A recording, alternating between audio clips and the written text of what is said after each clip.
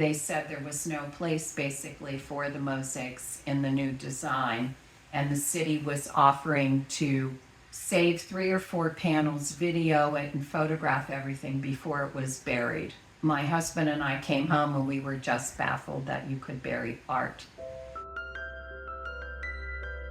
When the city announced they were getting a Tiger grant to do the I-579 Cat Park project, it turned out that in order to comply with new federal legislation, they had to regrade the site, and regrading the site meant burying the pedestrian tunnel where the mosaic was. And in order to find a good spot for the reinstallation, we looked all over within the city limits at possible existing tunnels where a new tunnel could be built, different hallways, different places where it might fit. So after many, many months of searching around the city for new locations that could accommodate this mosaic in its size and scope, they landed on the Steel Plaza T station, which is really exciting because it has a tunnel-like setting where pedestrians freely flow through one end to the other, and there's a distance between each side of the mosaic, which is part of the experience. My dad really enjoyed doing public artwork, and I think that's because he felt that all art should not be confined to a museum. Part of the role of historians,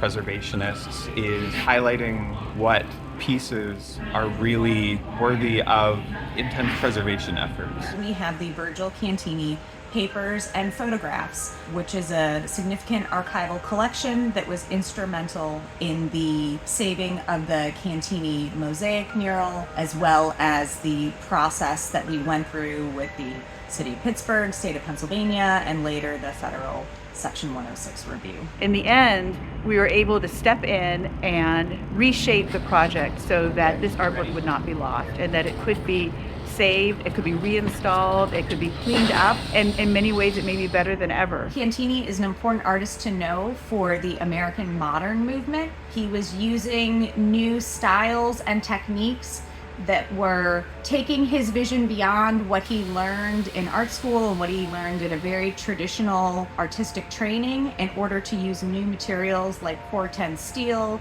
and aluminum. He was very important in Pittsburgh. He certainly had fame outside of Pittsburgh, but I don't know that his name is as well known as it should be. Cantini crafted these for a public space at mid-century in Pittsburgh. So as you can see, the compositions are completely abstract, really modern, and as you get close you can see how the irregular and molded surface of the mosaics is completely unique to Cantini's hand, and this is really a studio crafted modern mosaic. When I look at the mosaic, I do see the city of Pittsburgh. Part of the reason he was using metallic tesserae is because he wanted you to get the glint and the flicker of the gold and the silver. I recall going with him in an old green Rambler station wagon where he would go to all over the city and look at it. Early morning light, noon light, dusk, nighttime, from Mount Washington to the rivers. And he would look at the city, and that's what he created in those mosaics.